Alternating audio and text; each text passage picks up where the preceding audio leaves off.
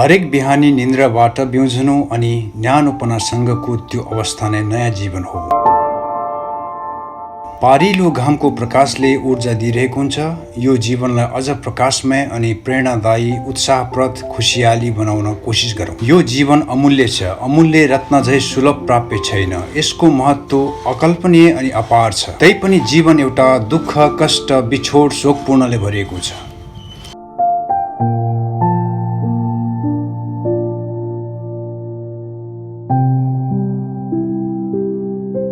जीवन यो कति सुन्दर छ, यसको सुन्दरतालाई अझ विशेष सुन्दरता प्रदान गर्नै पर्छ। समय र जीवन अत्यन्तै जोडिएको विषय हो। यो समयलाई खेर नफालौँ। हरेक समयलाई उत्कृष्ट जीवन प्राप्तिको निमित्त सकारात्मक प्रयोग गरौँ। जीवन आफैमा सुन्दर विषय हो। जति दुःख, कष्ट अनि असफलता भए तापनि जीवन खुसीको विषय हो। जीवनका हरेक पाटाहरू गतिशील छन्। ती हरेक पाटाहरूमा सङ्घर्ष, सफलता, अवसर अनि आशा रहेको छ। हरेक दिन एउटा नयाँ जीवन हो। हरेक जीवन एउटा नयाँ अवसर हो। केही गर्ने, केही विशेषपना ल्याउन त्यो अन्त्यमा नहोला। तसर्थ यो अमूल्य जीवनका अर्थ असङ्ख्य भए तापनि यसलाई बुझ्ने कोसिस गर्नुपर्छ।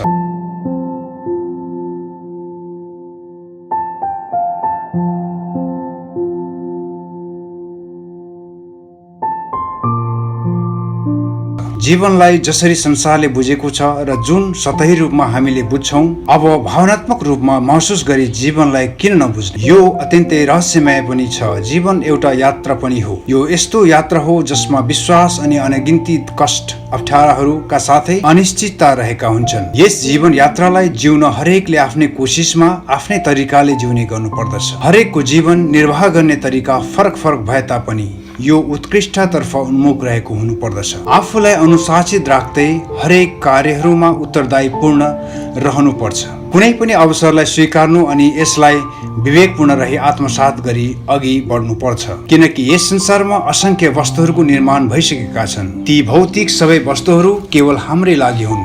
तथापि कुनलाई आफूले लिने, कुन नलिने भन्ने कुराको निर्णय आफैले गर्नुपर्दछ। आज भौतिकवादको विश्व परिवेशमा तपाईँ कुन अवस्थामा हुनुहुन्छ त्यो महत्त्वपूर्ण विषय हो। हरेक जीवनका दुईवटा पाटा छन्। ती एक अर्काप्रति सम्बन्धित छ। यसर्थ स्वीकार्नु र तिरस्कृत गर्ने विषय चिन्नु त्यो हामीमा निर्भर विषय हो।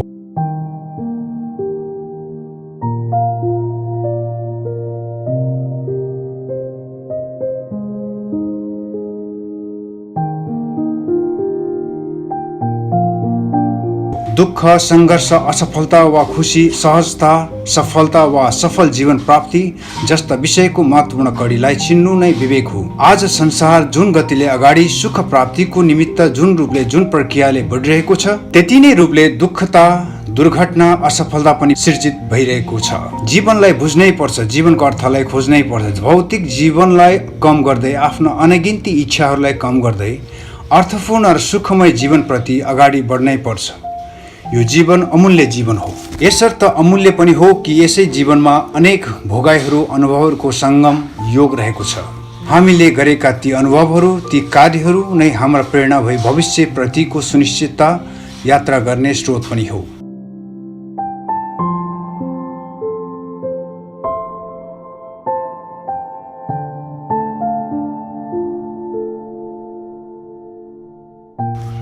यसर्थ अमूल्य पनि हो। यो सहज प्राप्त छैन। हरेक व्यक्ति, हरेक भूगोल, हरेक संस्कृतिका बीचमा, हरेकको जीवनमा फरक फरक रहेको हुन्छ। जीवनका महत्त्वपूर्ण पाटाहरूलाई विशेष रूपमा बुझ्नै पर्छ। ती पाटाहरूको अर्थलाई बुझ्ने कोसिस गर्नुपर्छ। जीवनमा सफलता प्राप्त गर्न त्यति अप्ठ्यारो नहोला। उदाहरणहरू धेरै छन् यो पृथ्वीको तलमा। यहाँ विश्वको सर्वोच्च सगरमाथाको टुप्पामा मानिस पुगिसके, विभिन्न ग्रहहरूमा पाइला राखिसके। यहाँ त्यस्ता असङ्ख्य अकल्पनीय मानवले यसै मानव जीवनमा सफलता हासिल गरिसके। केवल कोसिस, निरन्तरता, अनुशासित र ज्ञानको संयोग रूपी साधन स्रोत जुटाउनु पर्दछ। यो जीवनको लागि असम्भव केही छैन। कठिनाई, अप्ठ्याराहरू यी त स्वाभाविक प्रक्रिया मात्र हुन्। तर यस्ता अप्ठ्याराहरूलाई लिनु, स्वीकार्नु पर्ने हुन्छ। ती अप्ठ्याराहरू नै हाम्रा प्रेरणा हुन्। हाम्रा लागि अझ सुझबुझ रूपले अघि बढ्न सिकाउने आयाम हुन्। नियन्त्रित चित्त, विवेकशील चेतनालाई भरपूर रूपमा प्रयोग गर्नै पर्छ। समय बगेको खोला जस्तै हो। जसरी बगेको खोलामा गति हुन्छ, समय पनि गतिशील छ। यसलाई सदुपयोग गर्नुपर्छ। समयको हरेक पक्षलाई केही अर्थपूर्ण रूपले प्रयोग गर्नुपर्छ। मानिसको आयु रहुन्जेल कोसिस गरिरहनुपर्छ। केही नौलो गर्ने कोसिस वा केही प्राप्ति गर्ने कोसिस सफलता हासिल हुनै पर्छ भन्ने छैन, तर पनि ती कोसिसलाई निरन्तरता दिँदै लगेमा एक दिन अवश्य सफल मिल्नेछ।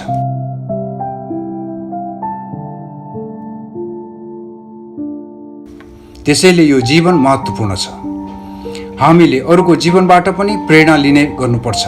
यो प्रकृति एउटा पाठशाला हो, यहाँ सबैको लागि खुला किताब छ। जीवनमा सकारात्मक ऊर्जाहरू लिने गर्नुपर्छ। एक दिन यो एउटा विशाल भण्डार हुँदै प्रज्ञामयी हुन पुग्छ अनि तपाईको लागि जीवन दृष्टि अत्यन्तै सुखद हुँदै जानेछ। तसर्थ जीवन एउटा अवसरले भरिएको समय हो। हामी प्रत्येकको जीवनमा दुःख हुन्छ नै, दुःखबाट सिक्दै टिक्दै फेरि उठ्दै अगाडि बढ्नुपर्छ। यहाँ हामीले ठुलो घर, धेरै सम्पत्ति प्राप्त गरेर मात्र जीवन सुखी हुन्छ भन्ने अर्थलाई नअँगालौँ। असलमा सुख प्राप्तितर्फ अगाडि बढ्न जीवन, परिवार, समाज, राष्ट्र, सिंह, प्रकृति प्रति पनि उत्तरदायी बन्दै सफल र खुशी जीवनको आकांक्षा राख्नै पर्छ। जीवनका हरेक पलहरूमा हाम्रा लागि एउटा अवसर रहेको हुन्छ। मानिस चेतनशील प्राणी हो। चेतनाको स्तर अन्य प्राणीको तुलनामा धेरै भएकोले चेतनशील बन्नै पर्छ। हरेक सफलताको कडीको रूपमा अनुशासनको भूमिका अहम रहेको हुन्छ। यो जीवनको सफलता पनि अनुशासन वा शीलमा अडेको छ भन्ने बुझ्नुपर्छ।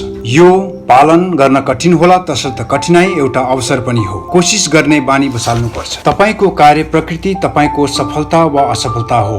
विवेकशील हुनै पर्छ। संसार आज मानिसको कारण एउटा अनुभवमा अड्किएको छ भन्ने भनाइ हामीलाई थाहा छ। यस्ता कार्य मानिसले जना गरेका हुन्। यसको महत्त्व जीवनमा कति छ भन्ने कुरा जीवन र अनुभव बीचको पलभरमा अड्किएको छ। तसर्थ जीवनलाई सकारात्मक ऊर्जा दिँदै अघि बढ्न सिक्नुपर्छ। जुन आफ्ना कार्य आफ्नो सफलताको बाधक हो पन्छाउने गर्नुपर्छ। सर्व जगतको लागि हित जस्ता कार्य आफ्नै स्तरबाट पनि सोच्ने गर्नुपर्छ।